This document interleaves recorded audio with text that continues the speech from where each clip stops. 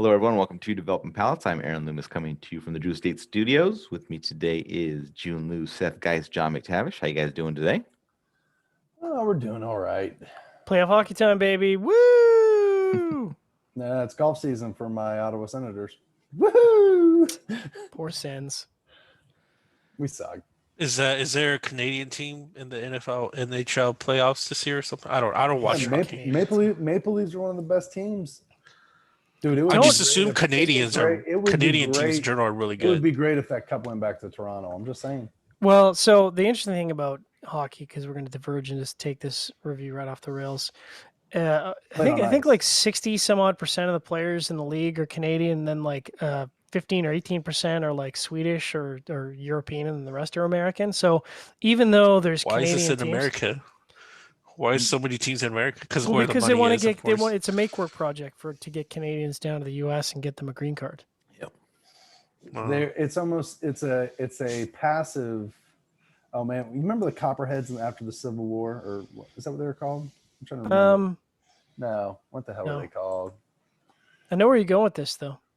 Yeah, they're trying to invade us passive aggressively. It's like Ovechkin. He's like the top KGB spy, but he plays the NHL, so fucking no one thinks anything about We've it. already got Hollywood locked down because people are like, yeah, I really like that guy. You know, like everyone loves Keanu Reeves, right? Everyone's like, oh, yeah, Keanu Reeves is the best. Ryan Reynolds.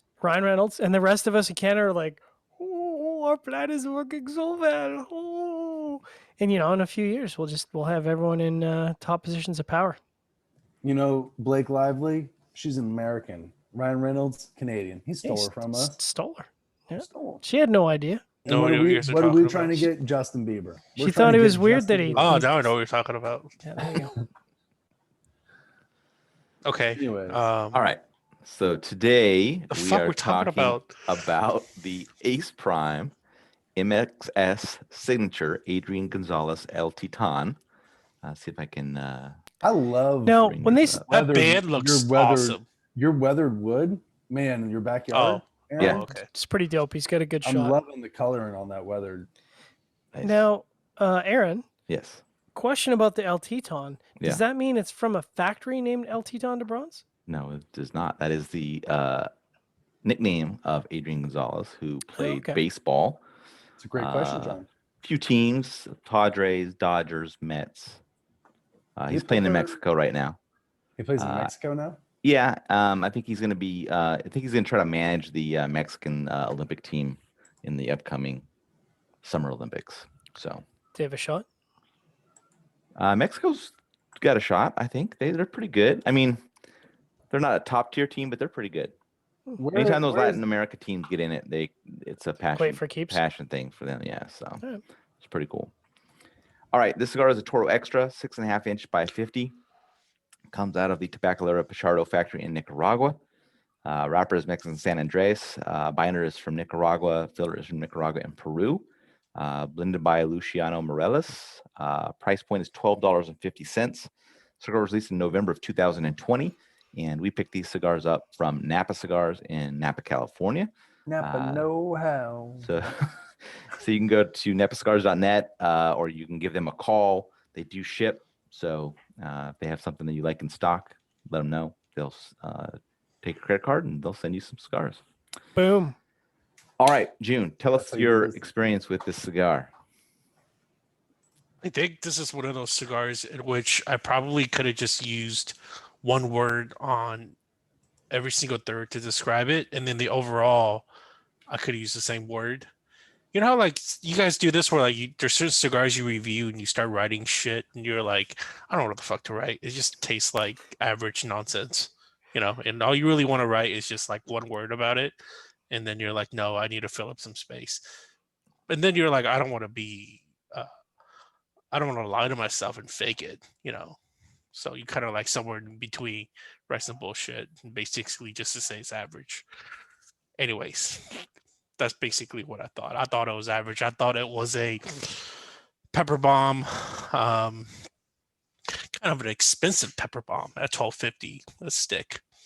But yeah, I just got a lot of pepper out of this thing off the get-go. A lot of white pepper, cedar hay. Yeah, I mean, I hope you guys could fill in more words than that. All right, Seth, what was your experience like? You had a lot of words there, Jiunn. I'm not saying it was the best words or the right words, but you had words. Yeah, pepper bomb. I didn't get pepper notes. I had a sweet spice, cedar, and plum and tobacco quality, especially for like the first third. But then it kind of, I got some pepper towards the end, but it just kind of went downhill. But that plum note kind of lingered with it going downhill. So like towards the end of the cigar, I was hitting like that stone fruit plum quality, which I usually love in cigars. So I was like, man, maybe I should just quit life. But it went downhill. The first third was enjoyable. Medium full. It was a more pronounced cigar. Good construction. Yeah. All right. John, what was your experience like? Well, I think I might be out on a limb here, which is funny because I'll have a lot to say when we get to construction, but I'm more with Seth on this. It was kind of a citrusy, musty wood, baking spices, and it was medium full. There's a little bit of chocolate to add some complexity. It was pleasant. It was enjoyable. I was like, yeah, this checks a lot of boxes for me.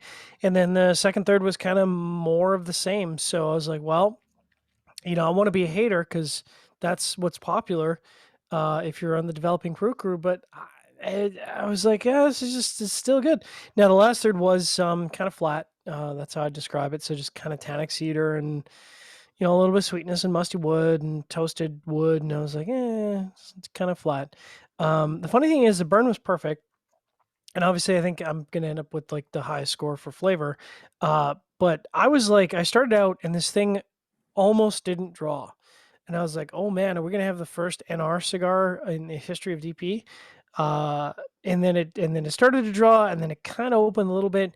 But this is among like the worst scoring for draw that I've had in like the past 3 years. So it's kind of funny because it didn't seem to impact the flavor. Go figure. Aaron?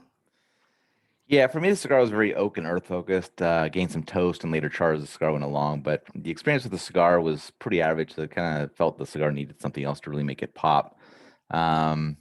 If you're a fan of like very earthy and wood focused profile, this is something to give a try to see what you think. But it just didn't do it for me. I just don't really see myself, coming back to it.